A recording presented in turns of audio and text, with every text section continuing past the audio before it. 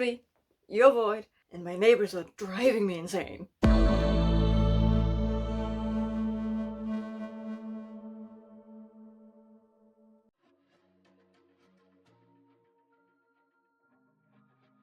It's that time of the year again, where I have to go through all the books I started this year and figure out which ones I never finished to figure out what I'm going to read in December. Surprisingly, it's a very short list. It only has 2 items on it, and one of which I actually think I'm going to soft DNF because I only made it 46 pages into this book, so I'm just going to drop it, and whenever I pick it back up again, I will read it front to back. It's just 46 pages, I'm not going to cry over that. But the other one haunts me since January, and that is Guns of the Dawn by Adrian Tchaikovsky. If you remember, I picked this up in January for Adventure-a-thon, and I made it about halfway through until I decided, oh my god, this book is moving slower than a glacier in a healthy climate. So I paused it pretty much exactly at the 50% mark.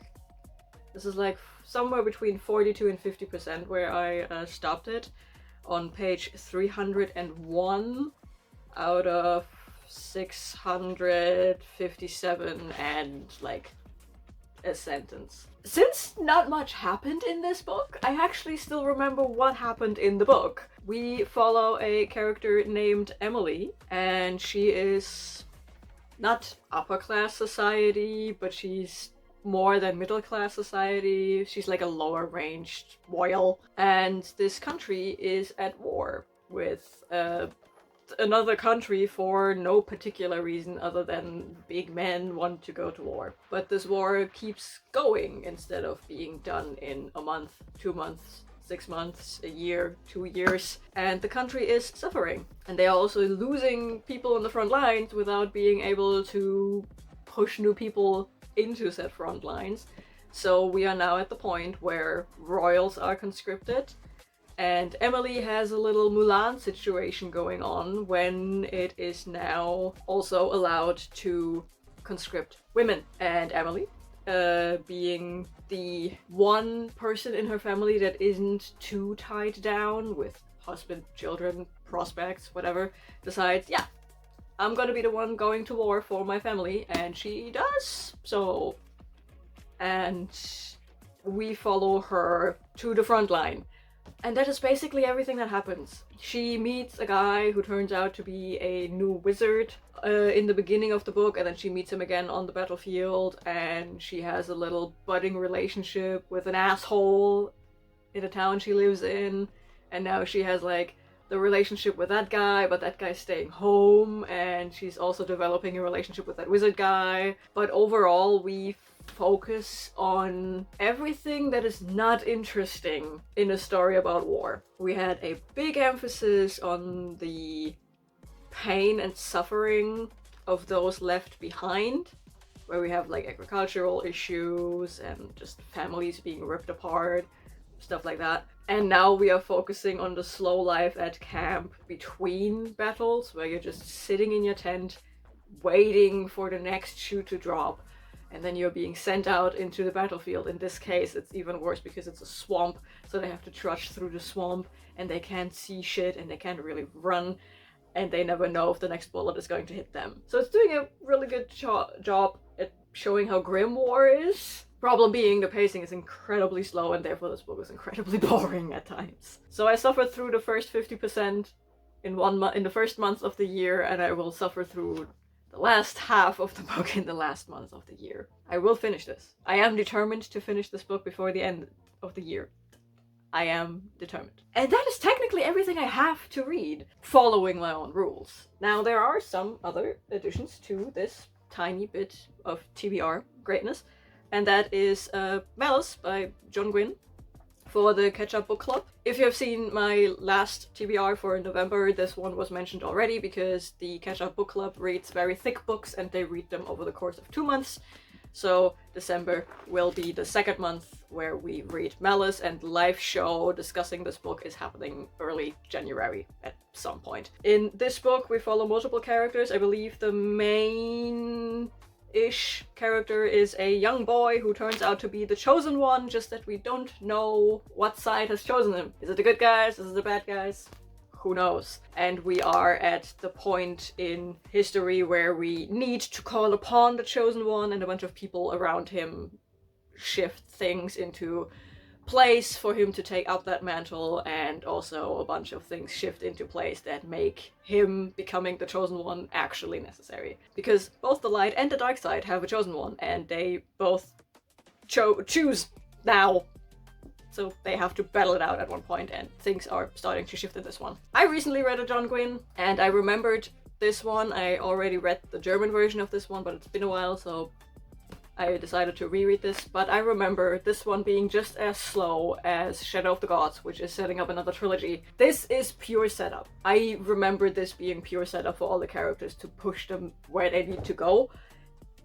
There's not a lot going on other than these characters' introductions. But yeah, that's on my TBR as well. Then we have another book club. This time it's Kirsty's Patreon book club with Painted Devils by Margaret Owen, the second book in the Little Thieves series, I guess. And this one is the book club pick for November, December, and January. So for this one I have another month to finish it, but it's totally fine. And in this one we follow Vanya, who is the adopted goddaughter of Death and Fortune, and she is a brilliant thief, and in book one she long conned her way through so much bullshit. One piece of bullshit being the fact that she was cursed by another goddess for her greed, and she met this nice young police man named Conrad, and by the end of the book she was like, haha, catch me if you can. And I'm pretty sure that's what we're going to do in this one. Maybe there's going to be another curse? I don't know. I haven't even read the blurb for this. I just read Little Thieves, loved it, gave it 5 stars, and immediately ordered book 2. That's all I know about it. That we have 2 characters in here named Vanya and Conrad, and something is going to happen. I am expecting great things from this. James says it's amazing as well, and book 3 is coming out in April of 2025, so if not now, then when? And that is all the musts for December, but given that it's the end of the year, I also have like a couple of optional reads. Mostly because I want to finish out some things, especially things that I started this year. One being the Shepherd King duology by Rachel Gillig. I read One Dark Window a couple months ago, and I have 2 Twisted Crowns here, so why am I not reading it? I don't know. This would finish out the duology for me. Then we also have Beauty of Darkness by Mary E. Pearson, which would finish out a YA romantasy trilogy. Look at that flaw. I started this one this year, and I'm enjoying my time with it because it's not more than it advertises itself to be. That's quite refreshing. It's also advertised with an actual blurb and not just tropes. And there are a couple other bits and bobs here and there where I'm like, I could technically read that to finish out a series, like it's not Kim, it's Will Darling Adventure series. I have book 3, I just need to pick it up and read it, you know? So just in general, my December is about finishing things up because I'm really bad at finishing things. The only problem I'm seeing with my TBR is the sheer size of the books on it. Like this is a 600 plus page book and I have 300 plus pages left of this. This is over 500 pages. This is, I think, almost 700 pages. No, it's just over 600 pages. This one is almost 800 pages. And this one's also 450 pages. These are unnecessarily big books to have all on the same TBR. So, yeah. As with my October TBR, I'm going to prioritize the things that I actually need to read. So, my focuses will be Malice by John Gwynne and Guns of the Dawn by Adrian Tchaikovsky, followed by